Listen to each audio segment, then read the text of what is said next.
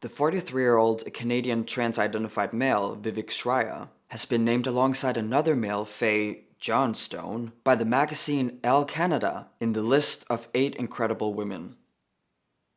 Incredible women. If you didn't know, ELLE is a worldwide magazine of French origin that offers a mix of fashion and beauty content and society and lifestyle. Elle means she in French.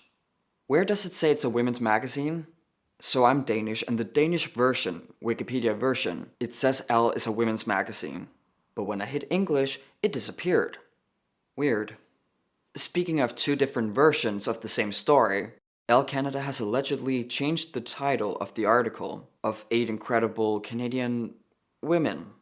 The title today is, "These incredible Canadians have broken the glass ceiling. Meet the Canadians who are paving the way for those behind them." How interesting they're not mentioning gender. At all. Because almost a week ago, the magazine posted this. Over the past year, these 8 incredible Canadian women have broken the glass ceiling. You know what's incredible is how the post got 2.1 million views and only 300 likes. Yikes.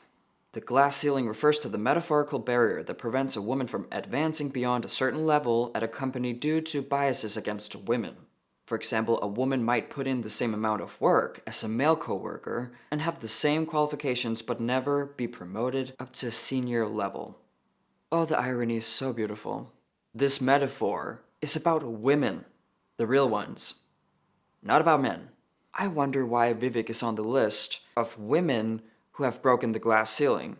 Could it be due to Vivek being a man? I mean, that's not a good look, ELLE Canada. Like, the only way women can break free from misogyny, break free from biases against women, is if you're a man, identifying as a woman. Here's a quote from Vivek in the article in ELLE. "At the core, every medium of art allows me to not only know and love myself better, but also to make connections with others." So let me get this straight. You think you love yourself more because you've decided not to identify as a man anymore because you're feminine. According to you, that's self-love. I don't see it though. Look, I wouldn't question your self-love like this if you were truly a gender dysphoric male who transitioned and then appeared in an article somewhere. I wouldn't care. I wouldn't necessarily question your self-love because dealing with a mental disorder is uncontrollable and it's really painful. So no matter how much you try to love yourself, it doesn't really change the symptoms of gender dysphoria. You still deal with them and it's not easy.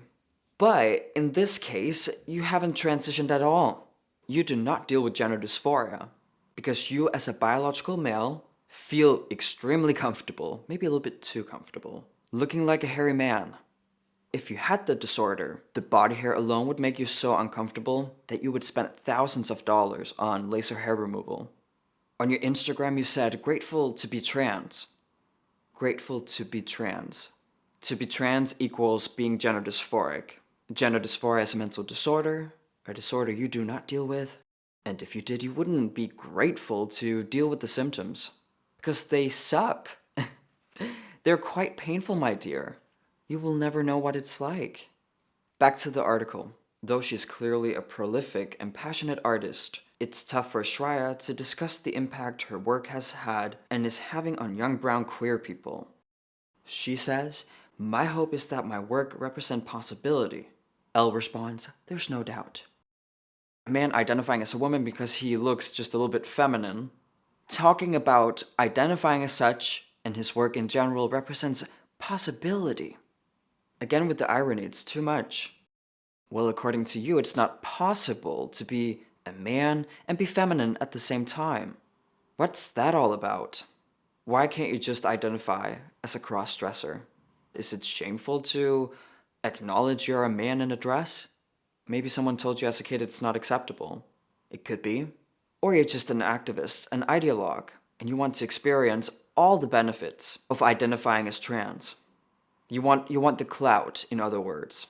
It could be both, but I'm pretty sure it's the latter. Because what is Vivek also? I promise you, you will not be surprised. Pro-Palestine. On stage he said, "My singular dream is for a free Palestine." This show is also about dreams, and right now my singular dream is for a free Palestine. Thank you so much. You want a free Palestine? Guess why you wouldn't be free? Guess why you would be unalived for being who you are and for the way you dress? And guess where you would survive and also be accepted? I'm Israel Chai. I think one of the hardest things too about being in my 40s and being a queer brown artist is that, you know, there's this idea of a glass ceiling. People talk about like pushing it or whatever, but I feel like my experience is they never let you in the house. You get in, you get your little toe in, and then you have to be reinvited and you have to prove yourself again and you have to prove yourself again. Like I never feel like I get to stay, and so that stuff feels really, really hard. What are you talking about? They won't let me in, they won't accept me. Who's they? The Palestinians? Oh wait, you're on their team for some reason. You literally got named as one of the 8 incredible Canadian women by ELLE magazine. Despite you not being a woman at all, you're not even trying to look like one. Be it. Without any effort, you're being acknowledged as a woman.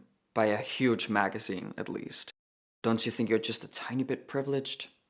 Okay, so is this a big deal? Who cares about ELLE magazine, right?